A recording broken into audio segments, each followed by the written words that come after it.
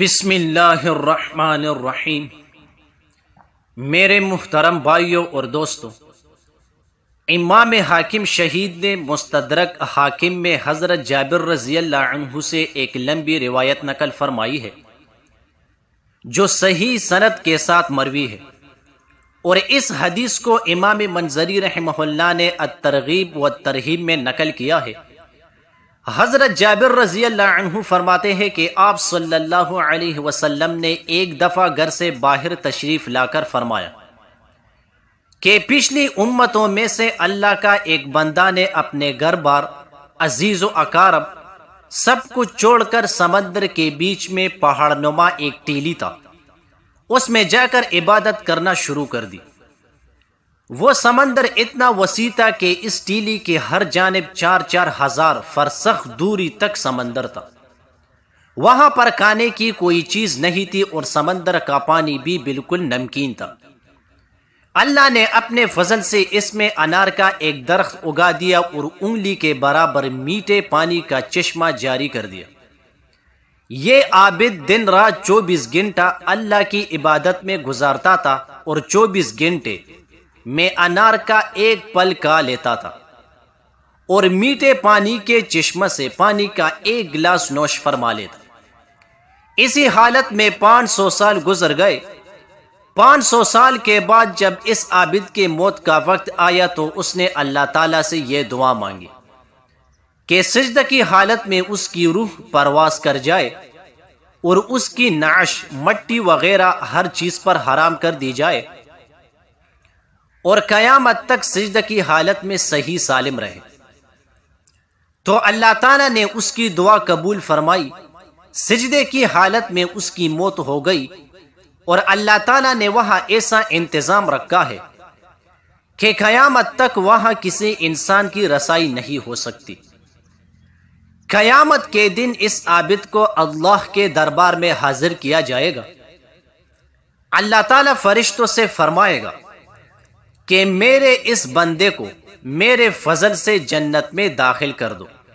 تو وہ عابد کہے گا کہ اے میرے رب، بلکہ میرے عمل کے بدلے میں جنت میں داخل کر دیجئے، کیونکہ میں نے 500 سال تک ایسی عبادت کی ہے جس میں کسی قسم کی ریاکاری کا شائبہ بھی نہیں تھا۔ تو اللہ پاک فرمائے گا کہ میری رحمت سے داخل کر دو۔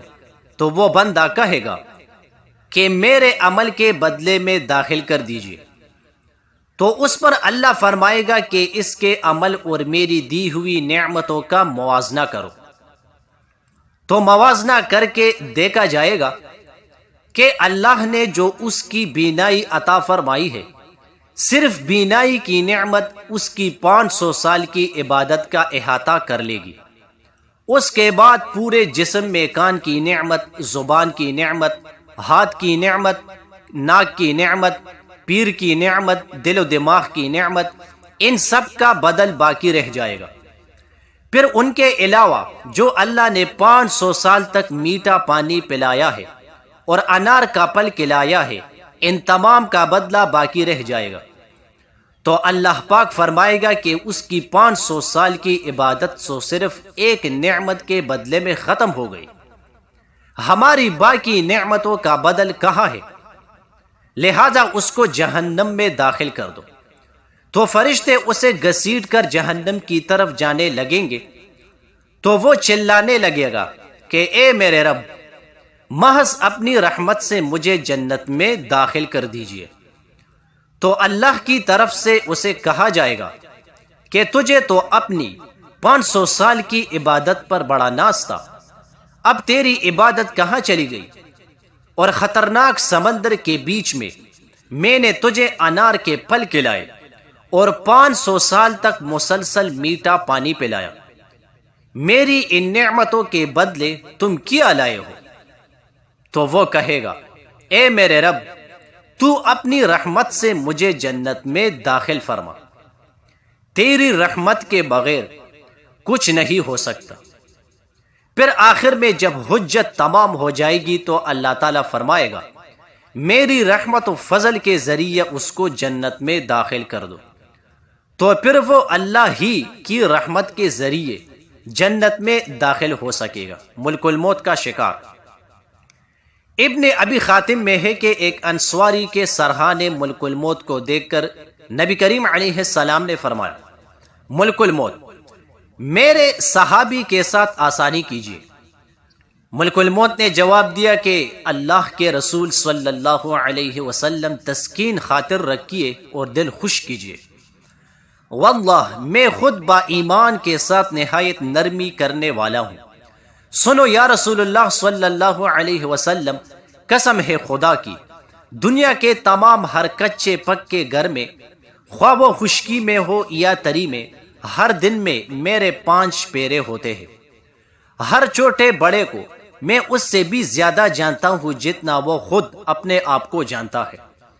یا رسول اللہ صلی اللہ علیہ وسلم، یقین مانیے کہ میں تو ایک مچھر کی جان قبض کرنے کی قدرت بھی نہیں رکھتا جب تک کہ مجھے اللہ کا حکم نہ ہو جائے۔